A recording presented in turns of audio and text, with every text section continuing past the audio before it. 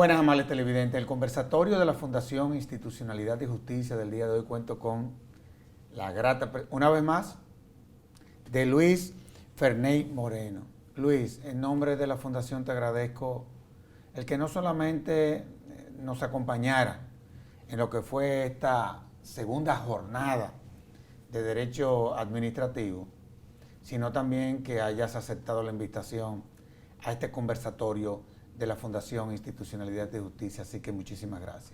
No, muchas gracias a ustedes. La verdad, muy complacido que la Fundación Institucionalidad de Justicia, en su cabeza, me haya cursado la invitación. Siempre que me inviten a República Dominicana, estaré. Así me es. encanta el país, la gente.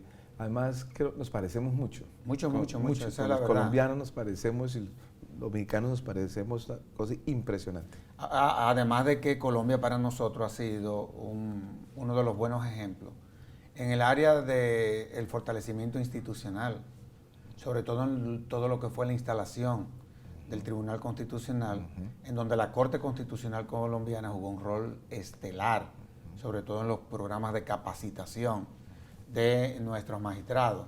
Así que la verdad es que tenemos muchos vínculos y también todo lo que tiene que ver con la función pública. Así es. En el tema de la reforma policial, que a mí me tocó ir muchas veces a Colombia, cogimos el modelo colombiano porque es increíble, es una de las mejores policías de América Latina. Ustedes quizás eso no lo perciben, pero esa es la realidad.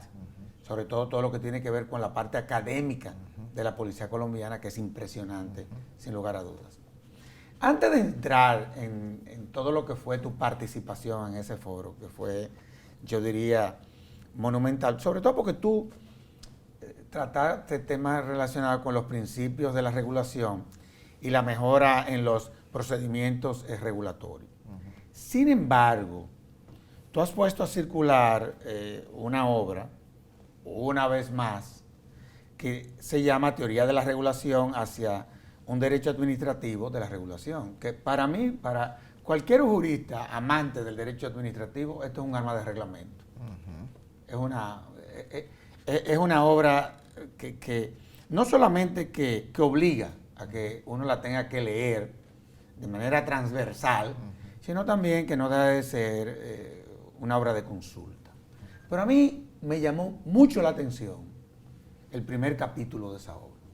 Cuando tú hablas de la constitución económica, cuando tú hablas de la intervención del Estado y el Estado regulador, ¿de qué es de lo que se trata? Muy bien. Muy buena esa pregunta, porque el Estado, hay una discusión de fondo, y creo que también la has dado aquí en República Dominicana, sobre el concepto de regulación. Esa palabra siempre existió, siempre ha existido. De hecho, yo estuve revisando varias constituciones, inclusive en el caso de Colombia, varias constituciones colombianas, donde se usaba ya en el siglo XIX la palabra regulación, regular, o en el sentido de verbo, o regulación en el sentido sustantivo.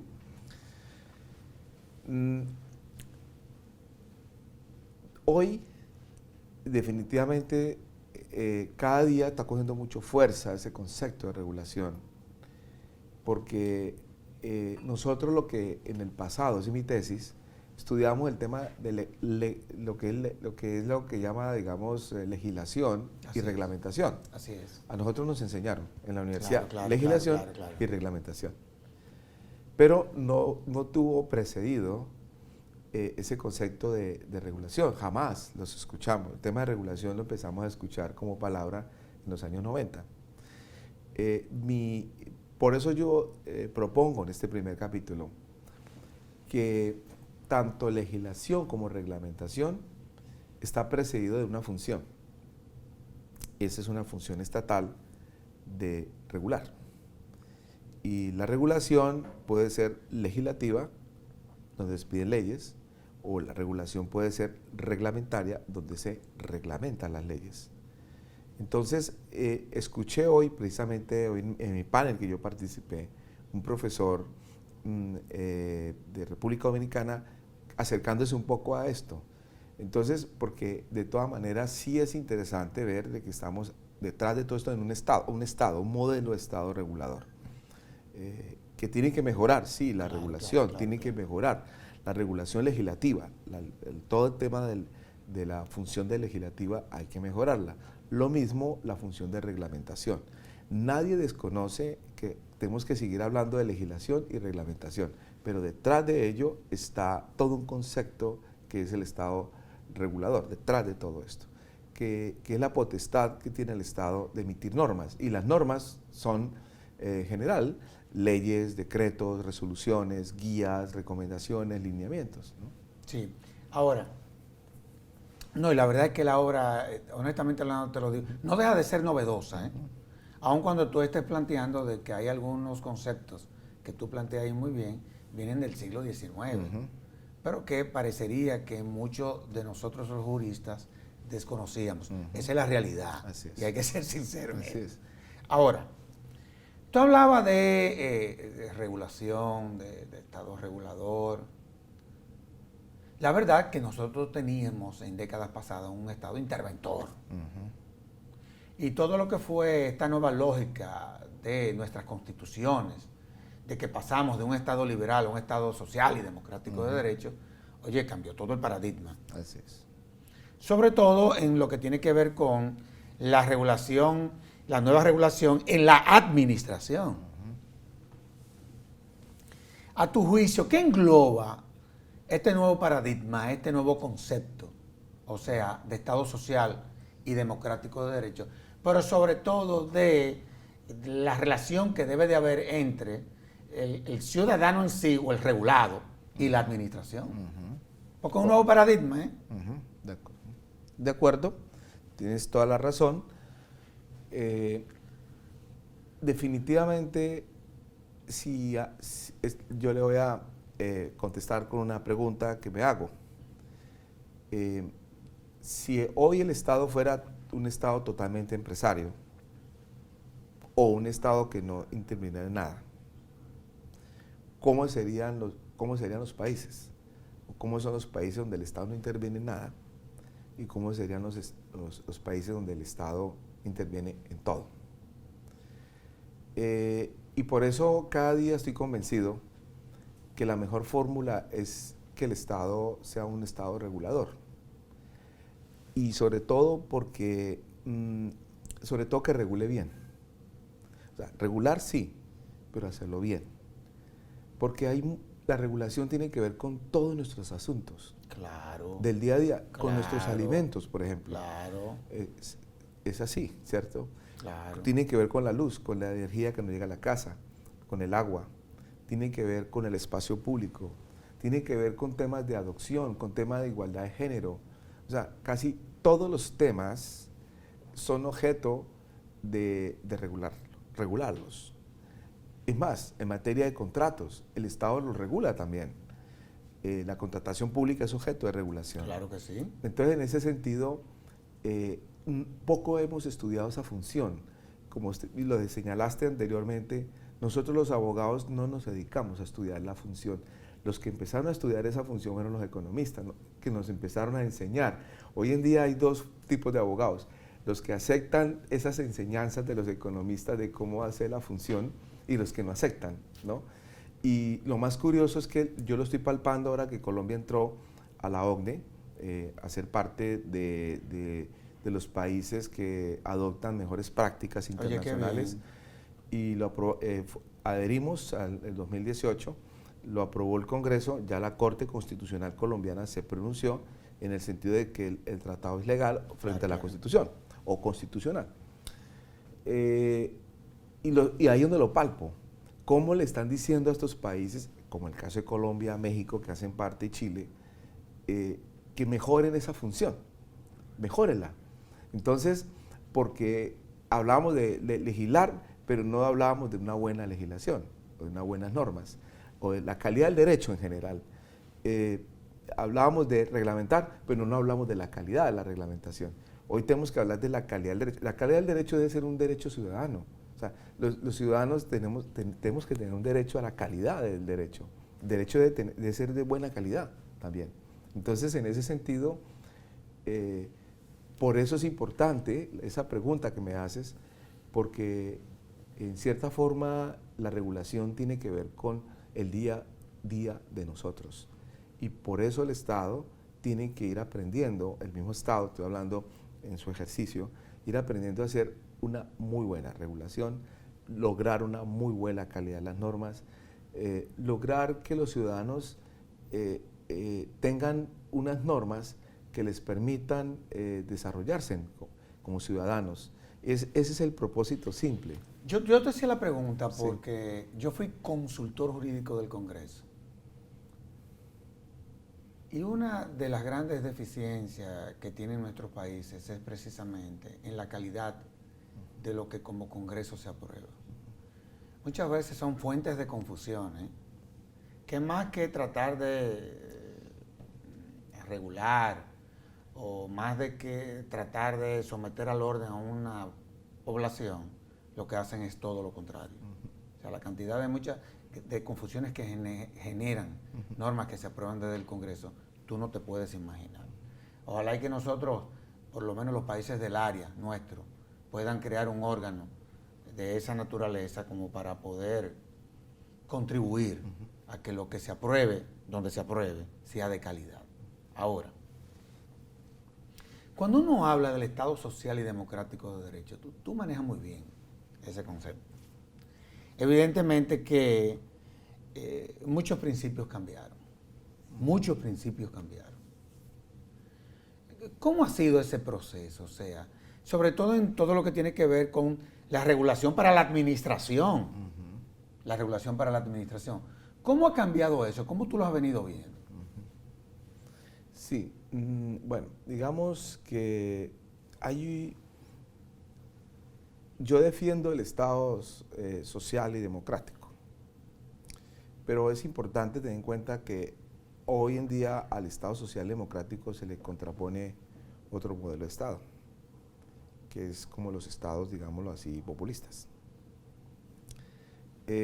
Nosotros hemos venido construyendo como digámoslo así, como países, un Estado social y democrático, con unos principios claros, en el cual prima, pienso yo, varios principios.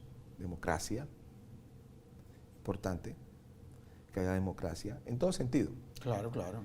Que haya respeto a derechos humanos, como principio importante, que haya mercados libres y regulados, como principio, y también que haya responsabilidad social. Entonces, estos pilares son como el cimiento de nuestras constituciones, que hacen de que si seguimos en ese camino, pues evidentemente podemos tener, digamos, comunidades en paz, progreso, desarrollo, etc. Si yo lo traslado ya en concreto este principio al tema del Congreso de la República, por ejemplo, cuando emite leyes, basado en estos principios, me llama la atención, voy a poner un paréntesis, lo que pasó en Francia en el año 2009. En el año 2009, inclusive fue una recomendación del Consejo de Estado francés al Poder Legislativo y al Ejecutivo, o se lo presentó al gobierno para recomendación al Legislativo. ¿Cuál es la recomendación? El Consejo de Estado en ese momento dijo, mire, las leyes en Francia están saliendo en cantidades. Pero eso es malo. Exacto. En primer lugar, y no de buena calidad. Porque ¿qué saco yo hacer buena calidad en los reglamentos si las leyes vienen de mala calidad? Porque a la administración pública, al gobierno le exigen buena calidad, pero al legislativo no le exigen buena calidad, entonces todos tienen que estar en la misma línea. Evidentemente que sí. Entonces en Francia introdujeron por una ley reglamentaria, que es la que sirve, orgánica, que es la que sirve, la ley orgánica de Francia sirve para adaptar la Constitución en los procedimientos constitucionales. Y crearon lo que llama análisis de impacto normativo, que es que antes de expedir una ley le hacen un análisis de impacto, y esos impactos son impactos jurídicos, impactos económicos, impactos socioambientales, impactos fiscales, antes de emitir, para saber exactamente los efectos de una norma, las consecuencias, que no se puede seguir así. Entonces, pienso que en este Estado social y democrático, hemos evolucionado al día de hoy, tenemos estos principios, pero hemos evolucionado a la calidad del derecho. Claro. ¿Sí? Es el punto. Ahora, en materia de reglamentación, yo noto que también estos principios son válidos y que son importantes de desarrollarlos. Pero hay un tema que me llama la atención. Hoy tenemos en paralelo un Estado populista. Tenemos estados populistas que en cierta forma recogen unas banderas que ya están consignadas en nuestras constituciones mismas hablan de la igualdad, hablan de la democracia, derecho a la salud, educación, exacto, a la vivienda. Ya están en la Constitución, ya están consignados en nuestros modelos de estados democráticos y sociales. El tema es, evidentemente, que eso tiene un costo, de introducir derechos, tiene un costo. Entonces, nuestros países no tienen la capacidad, tienen que hacer esfuerzos inmensos para poder lograr abarcar todos los derechos. Entonces, todo eso es parte, digamos, del debate hoy, ¿sí? Entonces, yo creo que hemos saltado a eso, a tener más derechos. El tema es que los derechos tiene un costo alto, ¿no?, de implementarlos, de que crezcan. No, y la verdad es que no es lo mismo, no son, porque no lo son, inclusive hasta desde el punto de vista del costo, los derechos de la primera generación a los de la segunda, tercera, cuarta. Oye, cuesta mucho dinero. Así es. Tú poderle garantizar es lo que uno quisiera, y es lo que la Constitución establece. Así es. Pero nadie está obligado a lo imposible. Así es. Entonces, te lo digo porque cuando uno analiza, por ejemplo, algunas decisiones de la Corte Constitucional colombiana, que uno de los mejores referentes en materia constitucional en el mundo, porque eso es bueno que ustedes lo sepan, porque eso es así. La Corte Constitucional colombiana, o sea, sus decisiones, independientemente de que tú estés de acuerdo o no, o sea, la argumentación que tienen esa sentencia son de calidad, esa es la realidad. Pero muchas veces nosotros veíamos una tendencia, yo no te diría que populista, porque eso es muy fuerte, de la propia Corte en cuanto a lo que era garantizarle al colombiano derechos fundamentales que entonces desde el Estado no se tenía la capacidad. Y eso de una u otra forma estaba generando conflictos y problemas.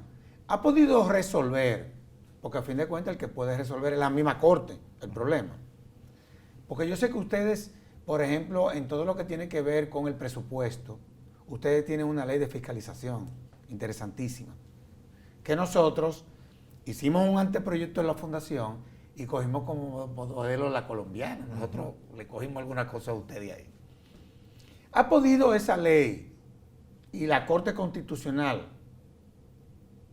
poderse poner en sintonía con lo que es la realidad para poder resolver problemas que ellos mismos crearon?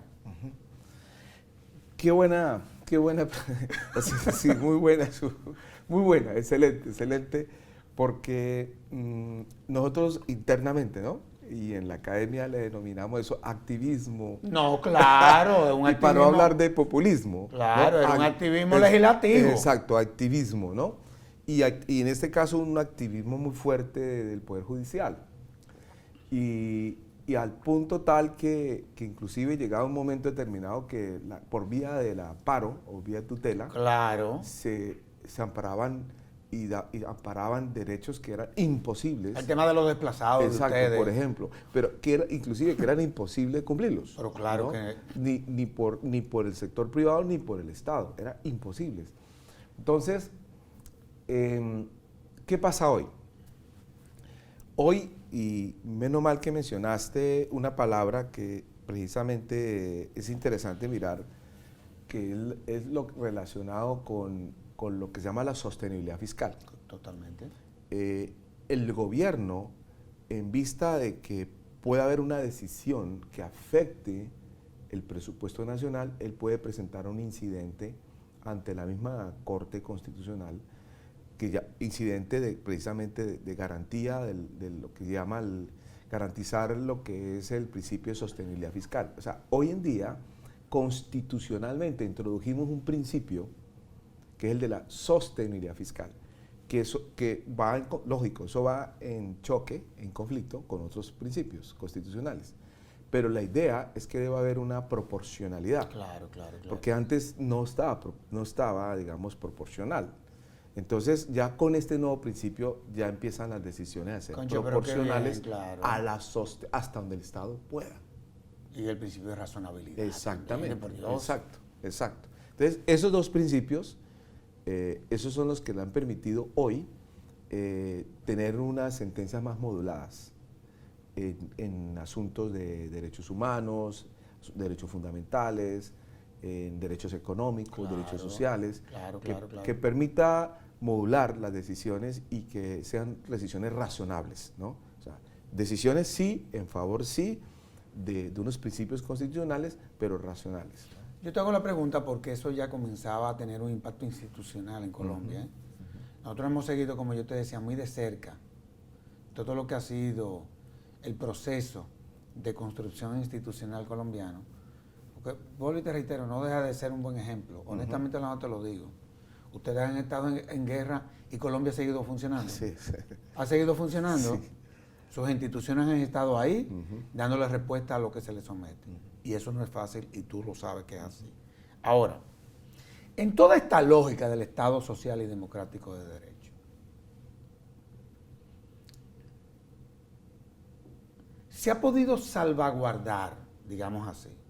Tú vas a decir, bueno, Servio Tulio, la Constitución establece en la parte dogmática derechos humanos y en la parte pragmática están las instituciones que lo van a garantizar. Pero una cosa es lo que la Constitución plasma y otra cosa es la práctica. Entonces, se han podido salvaguardar derechos de los ciudadanos, pero frente a la administración, en este proceso de Estado social y democrático de derecho. Sí, de hecho se han fortalecido. Se han fortalecido. Sí. Por ejemplo, hoy en día es muy fuerte lo que es la participación ciudadana en torno a incluso a ciertas políticas. Claro. Participación ciudadana a la decisión de ciertas políticas. Por ejemplo, el sector minero. El sector minero, la Corte, hablando de activismo de la Corte Constitucional, en materia minera, por ejemplo, facultó a las comunidades a que pudieran consultarle a las comunidades si en esa región donde se va a desarrollar un proyecto minero se puede desarrollar, pero es una consulta popular, una consulta a la comunidad. Entonces, se ha fortalecido la participación comunitaria, no más en ese nivel. Ahora, el nivel ya de las normas, a nivel ya de producción de normas, por ejemplo, vía, digamos, decretos, resoluciones, reglamentos. También se ha fortalecido la participación, digamos, vía consultas públicas. Entonces, el ciudadano tiene hoy en día más mecanismos, más herramientas. También, eso está bien. También. Perfecto. Fíjate que eso lo que hace es que nuestros dos países, en eso han fortalecido el principio ese de participación constitucional. Aparte de que eso legitima los procesos. Exacto. Esa es la realidad, Exacto. Eso es ganar. Así es, un gana-gana, digamos, ¿no? Claro, acuérdate que en las constituciones liberales, y de eso tú sabes más que yo,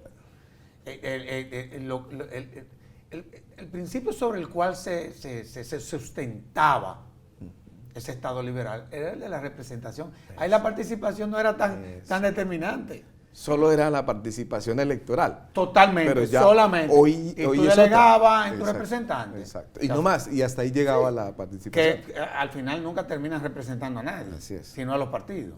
Pero a nosotros no nos ha pasado eso y hemos vivido ese proceso, porque ya la Constitución, el marco del Estado social, te crea las herramientas para tú ser parte de los procesos. Yo no creo que pueda haber, o tú puedas construir un proceso. No hay forma de tú construir el concepto de democrática sin la participación de la ciudadanía. Eso es imposible hoy en día, tú hacer democrático. democracia sin la participación de la ciudad. Ahora, ¿cómo opera el control, por ejemplo, regulatorio administrativo frente a la actividad discrecional de los entes públicos? Porque ese es otro tema. Los niveles de discrecionalidad, y eso tú lo sabes mejor que yo, sobre todo de los entes reguladores. Es una cosa que va más allá de la distancia. Sí. Y que crea muchos problemas también. Sí. ¿Cómo tú has venido viendo eso? Exacto. Muy interesante lo que me estás también preguntando en esta sección, porque hemos logrado dos cosas. Voy a primero mirar, en los procedimientos se ha logrado, en el procedimiento regulatorio, digámoslo así, se ha logrado introducir unos mecanismos, digámoslo así, de control a la discrecionalidad administrativa. Claro. No para eliminarla, no es para eliminarla o restringirla, no, para establecer ciertos límites en el mismo procedimiento regulatorio. Por ejemplo, ¿qué hemos hecho? Hemos introducido unas herramientas, por ejemplo, que el regulador, en este caso entes reguladores, así se hizo para los entes reguladores descentralizados, que hagan consultas de la agenda regulatoria. Eso es aplicar el principio de planeación como se aplica para contratación, el principio de planeación regulatoria. Entonces, ellos elaboran una agenda y la consultan. Ya el ciudadano sabe qué es lo que van a regular. Qué bien. No como antes. Se Aquí, sabe que aquí está pasando eso también. y eso es bueno. No, pero eso eso. antes no era así. Antes no sabíamos qué les regulaba. Porque esos son mecanismos de participación. Exacto. También. Y son mecanismos de participación. Exacto. Y al mismo tiempo controla la discrecionalidad. Totalmente. ¿Ve? Descontrola la discrecionalidad. Totalmente. Esos son los mecanismos modernos de control de la discrecionalidad. Segundo, que se haga análisis de impacto normativo, o lo que le llaman algunos análisis de impacto regulatorio. Es otro mecanismo de control. Cuando tú hablas de análisis, ¿sería análisis o diagnósticos? Digamos que lo que se ha usado es la palabra análisis. Okay. Pero lo que se hace es analizar el impacto de la norma ex ante, antes de ponerla en un... Sí, análisis. Exacto. Análisis. Entonces, usted analiza sus impactos. Pero eso es correcto, ¿eh? Eso está perfecto, porque eso es una forma de limitar, si es el punto, o de marcar la discrecionalidad administrativa. Y también de tu... y no está eliminando la discrecionalidad, Definitivamente sino que que le está no. colocando elementos objetivos a la discrecionalidad, ¿no? Sí, no, y además también es una forma también de tú prever y de diseñar herramientas que puedan contribuir hacia el futuro al éxito en la implementación de esa regulación. Así Vamos a es. estar claros. O sea, Así es. eso está genial. Vamos a hacer una pausa. Perfecto. Y de inmediato volvemos con este interesantísimo programa.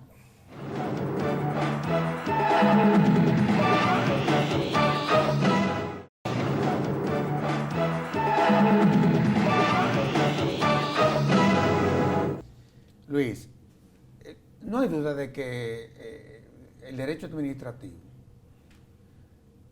como rama de derecho público,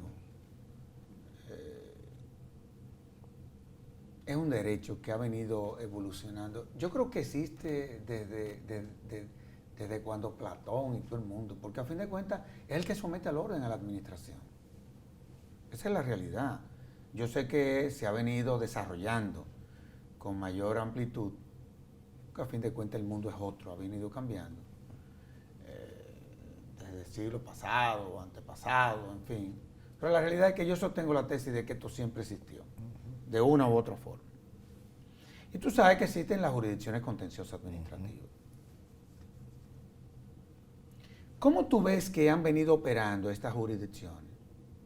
Un tanto como para poder controlar las arbitrariedades que tú sabes que la hay de la propia administración. O sea, nuestras administraciones no le gusta que la controlen mucho. Pero si uno ve hacia dónde va dirigido el conflicto, y hoy en día yo te diría que el conflicto es con la administración. Si te vas a los gobiernos locales, es con el ayuntamiento, o con el ejecutivo, o con el ente regulador, o con las superintendencias, es con la administración ya el bendito conflicto. Han contribuido estas jurisdicciones, yo te lo digo porque la justicia es un poder. Y de una u otra parte tiene un componente político. Uno no quisiera, pero esa es la verdad. Dentro de toda esa lógica, están contribuyendo realmente a minorar esa bendita arbitrariedades que se cometen desde la administración. Muy buena también. Todas las preguntas muy buenas. Bueno, pero es que te tengo que aprovechar. Lo que hemos notado es que nuestro Poder Judicial, cuando hace el control judicial a la actividad administrativa, es un control meramente formal. Claro. Y no va al contenido, al fondo. Claro. Por eso está surgiendo, y lo he dicho en varios foros en Iberoamérica, está surgiendo una idea frente al control del mérito y la oportunidad de las decisiones, que ahí es casi que un control, vámonos, de las decisiones que finalmente son decisiones políticas. Claro. Como existe hoy en Inglaterra, como existe hoy en Canadá y como existe en Australia, que es lo que se llama la revisión del mérito y la oportunidad.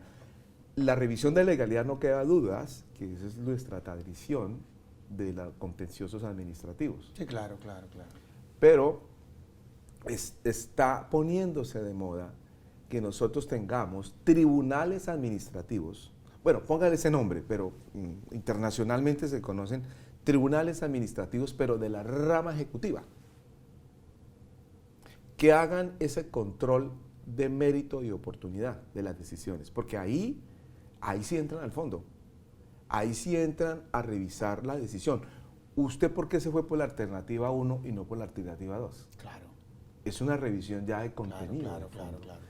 Porque si usted le asigna ese control a la rama judicial, se dice, entonces está quebrantando el principio de separación de poderes. Claro. Pero si usted le pone a la misma administración un tribunal administrativo compuesto por independientes, ¿no? No quiere decir que sean... Es un filtro. Es un filtro, pero del contenido, de las decisiones que toma la administración pública. Claro, y seguirá habiendo control, revisión de legalidad con nuestros tribunales contenciosos administrativos, pero estos tribunales hoy están en boga. Nótese que no es de nuestra tradición jurídica. Los países que yo mencioné es de la tradición anglosajona, pero en algunos países ya están adoptando, por ejemplo, en América Latina he visto en Panamá, no sé si aquí en República Dominicana, pero en Panamá ya lo vi para temas contractuales. En Perú, para muchos temas, también ya lo están adoptando sus tribunales administrativos de la rama ejecutiva para revisar el mérito, la oportunidad de la decisión.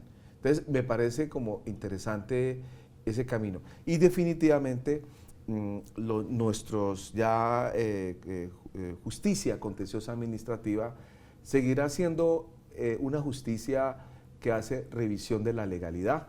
Pero hay algo interesante en nuestra justicia que usted lo mencionó en alguna pregunta anterior o dijo algunas dos palabras. Nuestra justicia, además, ya no solamente, está hablando de la justicia contenciosa administrativa, no solamente se concentra en la revisión de legalidad, sino que empieza uno a ver que están decidiendo, tomando principios como la proporcionalidad y la racionalidad, que van en paralelo y no se contradice con la revisión de legalidad, no, claro, se complementan. Claro, usted revisa la legalidad, pero la proporcionalidad y la racionalidad. Y la favorabilidad. Exacto, que son dos herramientas que están usando nuestros tribunales contenciosos administrativos, ¿no? Eso ya es un gran avance. Ya lo otro que estoy diciendo ya es ir al mérito y a la oportunidad de la decisión, que para eso tienen que ser ya tribunales de la propia rama ejecutiva, ¿no? De la administración pública. Ahora, muchas veces por la naturaleza, tú hablabas de ese activismo, exacerbado muchas veces, quizás por la propia naturaleza de lo que se conoce. ¿Cómo impacta eso en las jurisdicciones contenciosas administrativas? Ese activismo exacerbado. Porque muchas veces uno lo ve, ¿eh? Uno lo ve de una u otra forma. Inclusive nosotros hemos tenido casos aquí, eso lo digo yo, en donde jueces de la jurisdicción contenciosa administrativa, habiendo dado una decisión relevante contra el poder,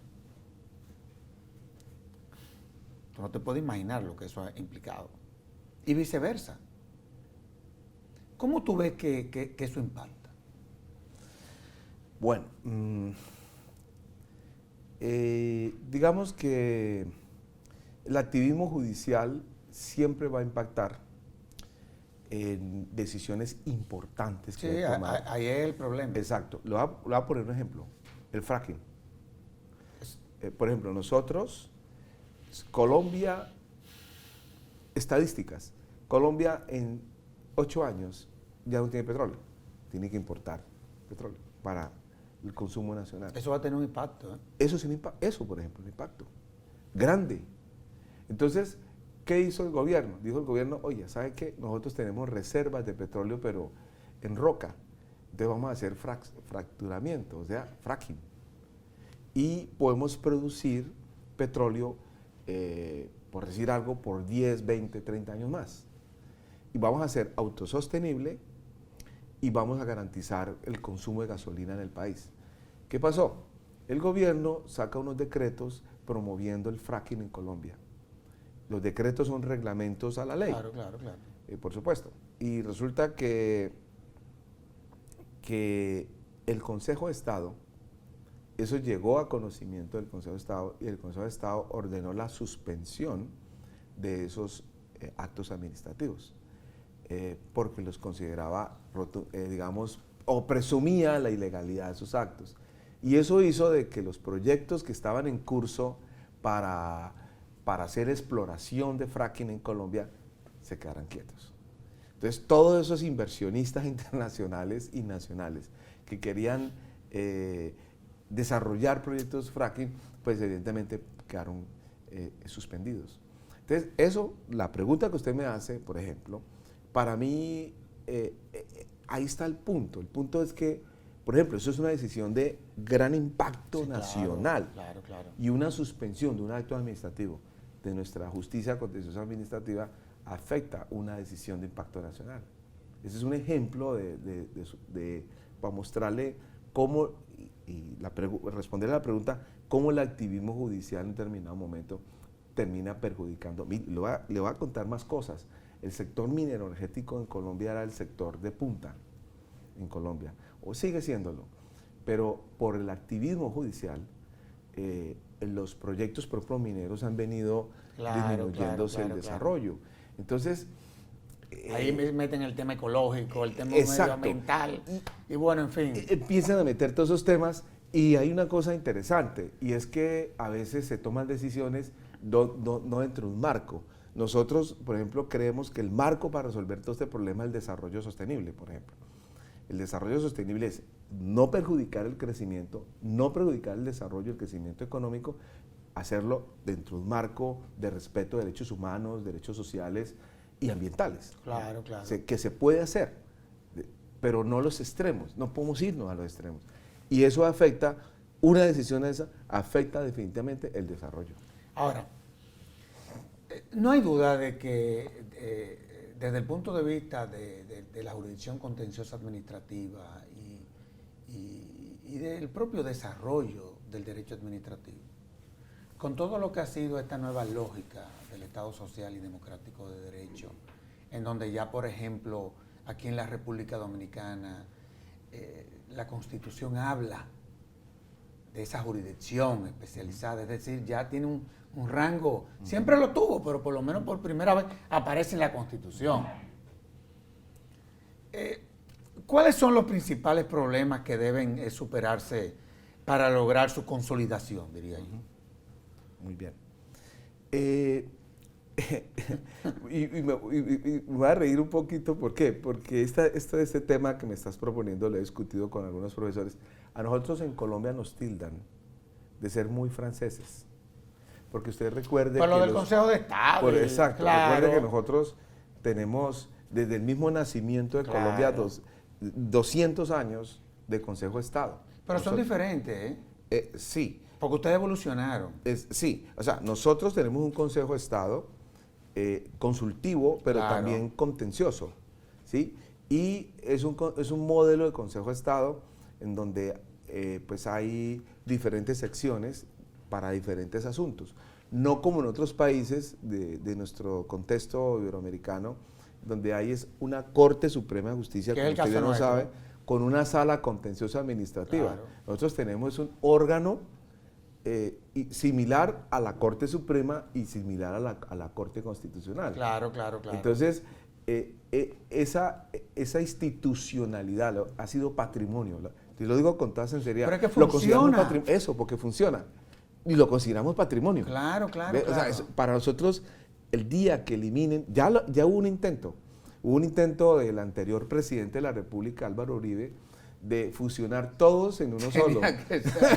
Y le voy a decir la cosa, eso fue como insultar, ese es el insulto más grande que ha podido suceder, porque nosotros los abogados consideramos que es un gran patrimonio tener un Consejo de Estado con todas sus, digamos, porque como todo, nada es perfecto, ¿no? Sí, pero el Consejo de Estado colombiano es un consejo dinámico, con algún activismo en algunos temas, pero digamos sólido, pero es sólido. Sí, ¿no? Y se ha consolidado. Y es un poder. Exacto. No es un órgano administrativo. Exactamente. Vamos a estar claros, que es el caso del modelo francés. Exacto. En donde cuando tú te vas, por ejemplo, lo que es la estructura constitucional de Francia, tú te encuentras que tienes un poder legislativo, un poder ejecutivo y un Consejo de Estado, pero como órgano administrativo. Exacto. En el caso colombiano no es así. Así es. O sea, es netamente entre el Poder Judicial. Pero, oye, y como consultivo, en el Poder Judicial, consultivo y contencioso.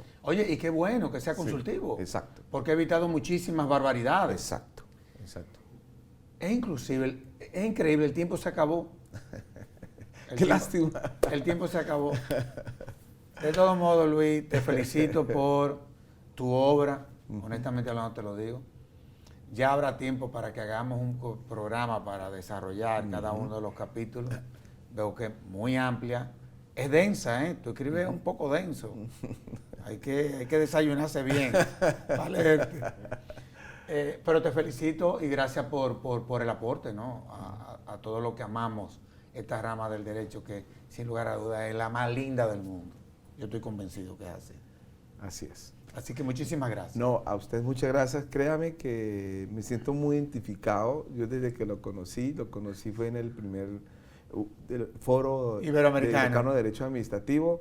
Me he identificado con 3 personas acá, de todos los juristas que he conocido. Con usted en primer lugar. Muchas gracias. Yo te escuché en la clausura del foro y me encantó sus palabras. Claro, gracias. Unas palabras muy sentidas. Y usas un tema que a mí me llama mucho la atención. El tema religioso para mí es importante. Entonces, y usted lo usó y me gustó mucho. Y también la amistad con Manuel. Claro, también, Manuel Fermín, claro. Manuel Fermín. Y Olivo Rodríguez. Y Olivo, así es. Son 3 extraordinarias personas. Nosotros nos hemos propuesto empujar todo esto, conjuntamente obviamente con otros administrativistas y constitucionalistas. Así es. Y es que ustedes, aparte de ser grandes juristas, son grandes personas. Eso es lo importante. Luis, muchísimas gracias. A usted. Muchísimas gracias. Y a ustedes, amables televidentes, les decimos hasta la próxima, en donde estaremos en un nuevo conversatorio de la Fundación Institucionalidad y Justicia. Hasta entonces.